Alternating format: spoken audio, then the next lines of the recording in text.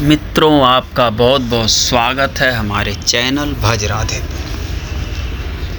श्रीमद् वाल्मीकि रामायण सुंदरकांड 46वां सर्ग भाग 0393। इसमें रावण के 5 सेनापतियों के वध की कथा है। ध्यानपूर्वक सुनिएगा।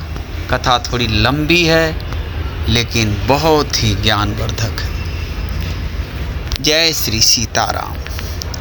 महात्मा हनुमान जी के द्वारा मंत्री के पुत्र भी मारे गए। यह जानकर रावण ने भयभीत होने पर भी अपने आकार को प्रयत्नपूर्वक छिपाया और उत्तम बुद्धि का आश्रय लेकर आगे के लिए कर्तव्य का निश्चय किया।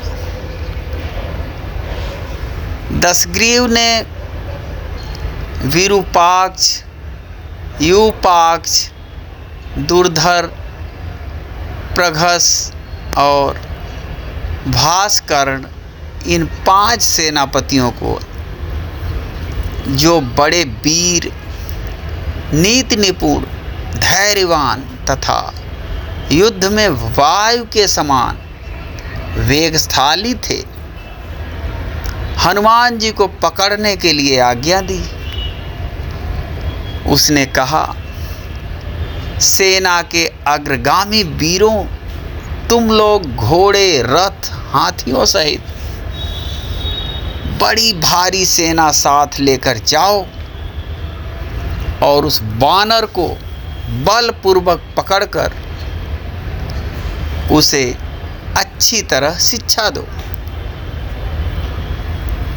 उस वनचारी वानर के पास पहुंचकर तुम सब लोगों को सावधान और अत्यंत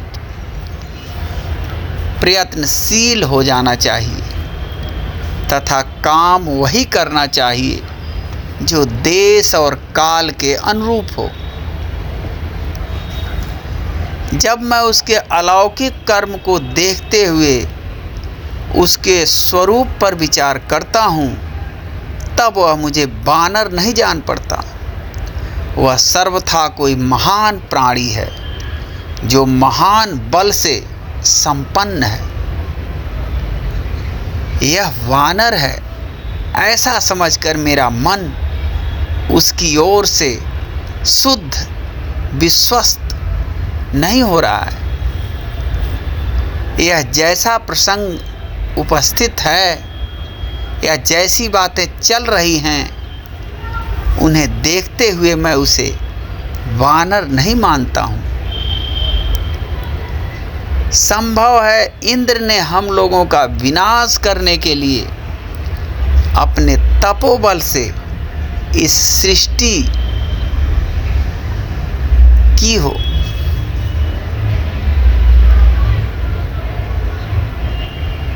इंद्र ने हम लोगों का विनाश करने के लिए अपने तपोबल से इसकी सृष्टि की हो। मेरी आज्ञा से तुम सब लोगों ने मेरे साथ रहकर नागों सहित यक्षों, गंधर्वों, देवताओं, असुरों और महर्षियों को भी अनेक बार पराजित किया है। अतः वे अवश्य हमारा कुछ अनिष्ट करना चाहते हैं। अतः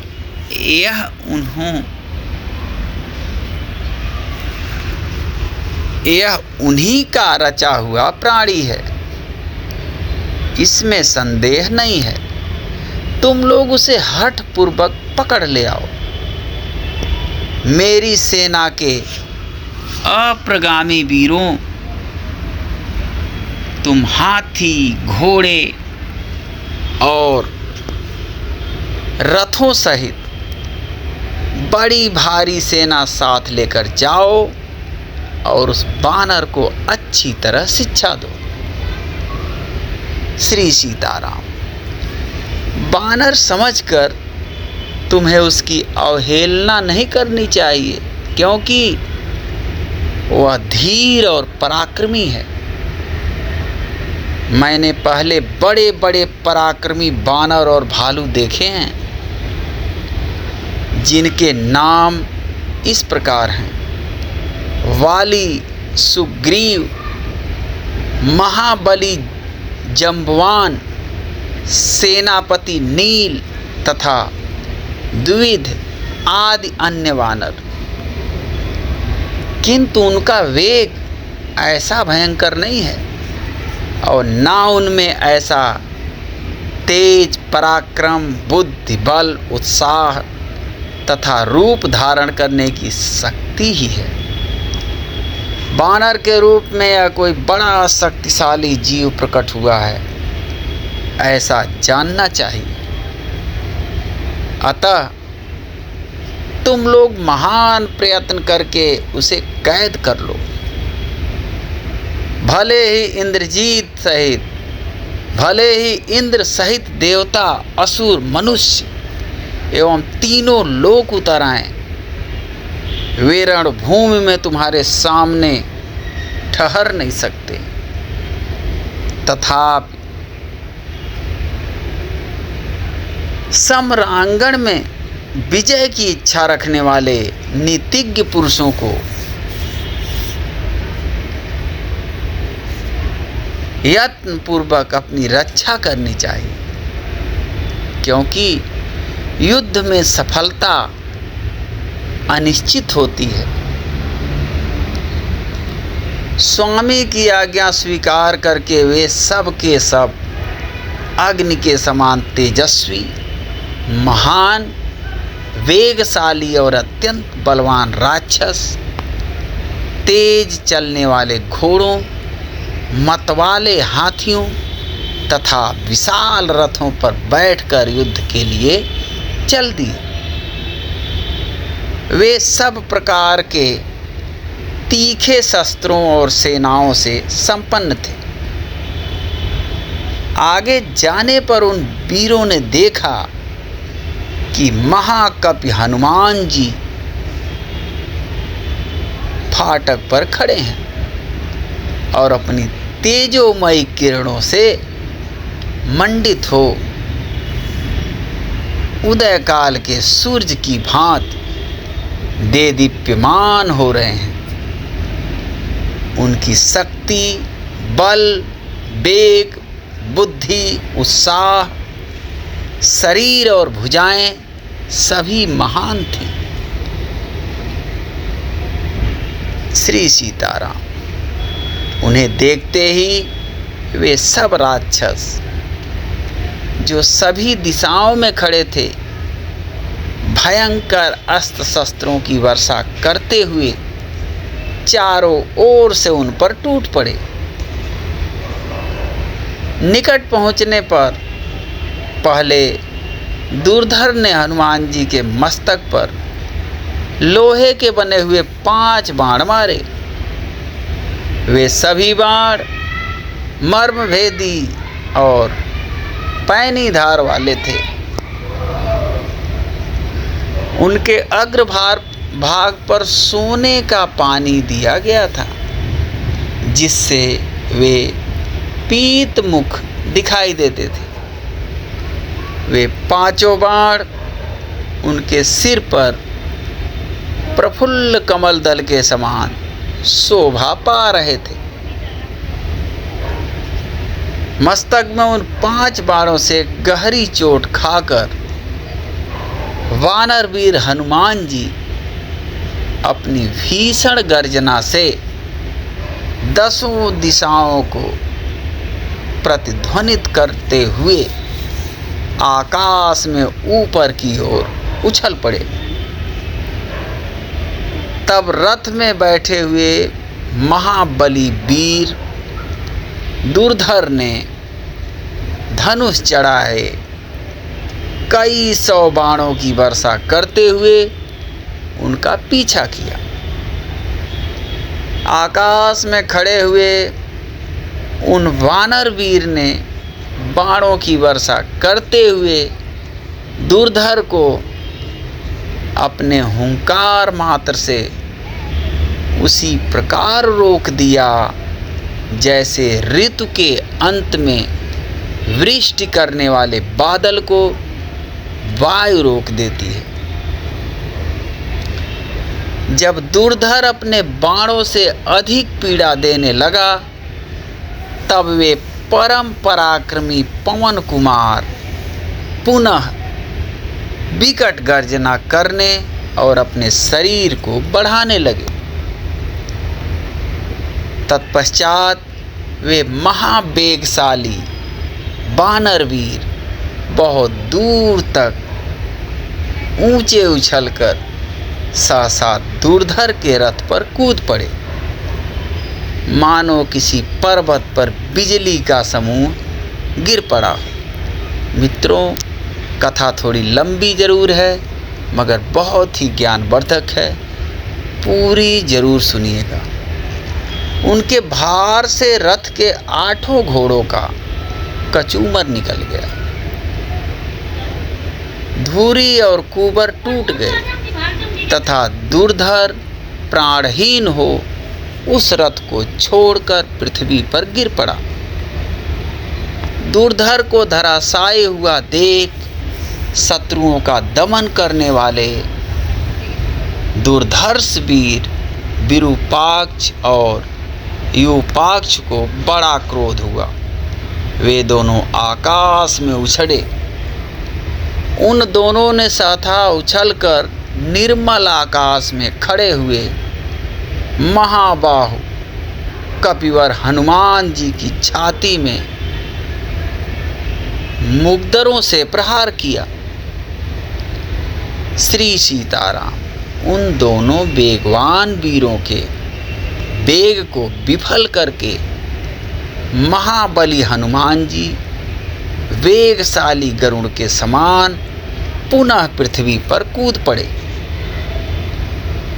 वहां वानर शिरोमणि पवन कुमार ने एक साल वृक्ष के पास जाकर उसे उखाड़ लिया और उसी के द्वारा उन दोनों राक्षस वीरों को मार डाला।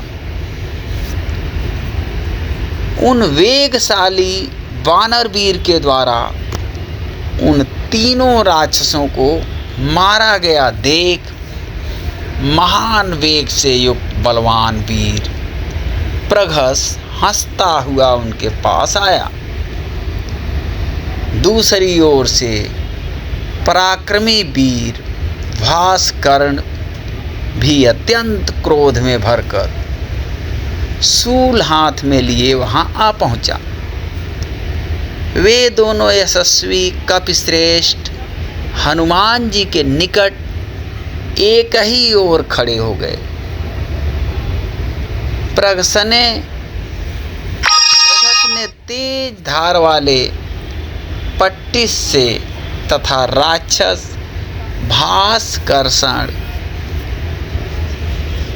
भास्करणन शूल से कपिकुंजर हनुमान जी पर प्रहार किया। उन दोनों के प्रहार से हनुमान जी के शरीर में कई जगह घाव हो गए तथा उनके शरीर को रोमावली रक्त से रंग गई। उस समय क्रोध में भरे हुए वानर वीर हनुमान प्रातः काल के सूरज की भांति अरुण कांति से प्रकाशित हो रहे थे। तब मृग सर्प और वृक्षों सहित एक पर्वत शिखर को उखाड़कर कपिश्रेष्ठ वीर हनुमान ने उन दोनों राक्षसों पर दे मारा। पर्वत शिखर के आघात से वे दोनों पिस गए और उनके शरीर तिल के समान खंड खंड हो गए। इस प्रकार उन पांचों सेनापतियों के नष्ट हो जाने पर हनुमान जी ने उनकी बची खुची सेना का भी संहार आरंभ किया। जैसे देवराज इंद्र असुरों का विनाश करते हैं, उसी प्रकार उन वानर वीर ने घोड़ों का, हाथियों से हाथियों का, योद्धाओं से योद्धाओं का और रथों से रथों का संहार कर डाला। मरे हुए हाथियों और तीव्रगामी घोड़ों से, टूटी हुई धुरी वाले विशाल रथों से तथा मारे गए राक्षसों की लाशों से वहाँ की सारी भूमि चारों ओर से इस तरह पट गई थी कि आने जाने का रास्ता बंद हो गया था। श्री सीताराम। इस प्रकार सेना और बानरों सहित उन 5 वीर सेनापतियों को रणभूमि में मौत के घाट उतारकर महावीर वानर हनुमान जी पुनः युद्ध के लिए अवसर पाकर पहले की ही भांति फाटक पर जाकर खड़े हो गए। उस समय वे प्रजा का संहार करने के लिए उद्यत हुए काल के समान जान पड़ते थे। इस प्रकार श्री वाल्मीकि निर्मित आर्ष रामायण आदि काव्य के सुंदरकांड में 46वां सर्ग पूरा हुआ। जय श्री सीताराम। फिर मिलते हैं अगली जानकारी के साथ। तब तक के लिए जय श्री सीताराम।